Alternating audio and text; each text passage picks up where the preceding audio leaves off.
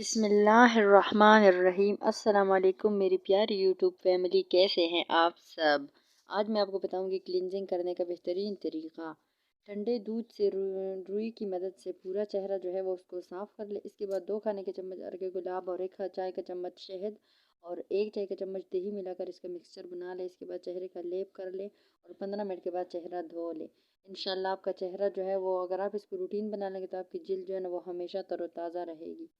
दूसरा जो हमारे पास टोटका है वो है आंखों के गिर्द स्याह हल्के दूर करने का तरीका। रात को सोने से पहले बादाम के तेल से आंखों के गिर्द हल्कों का अच्छी तरह से मसाज करें, स्याह हल्के दूर हो जाएंगे इंशाल्लाह, अगर आप इसको रेगुलर करेंगे तो। तीसरा जो मैं आपके लिए लेके आई हूँ वो है कील महासों के निशान। एलोवेरा जेल में हल्दी मिलाकर चेहरे पर लगाएं, निशान दूर हो जाएंगे इंशाल्लाह। आजमूदा टोटका है, ये सारे मैं खुद इस्तेमाल करती हूँ और ख़ुद इस्तेमाल करने के बाद आप लोगों को तजवीज़ कर रही हूँ।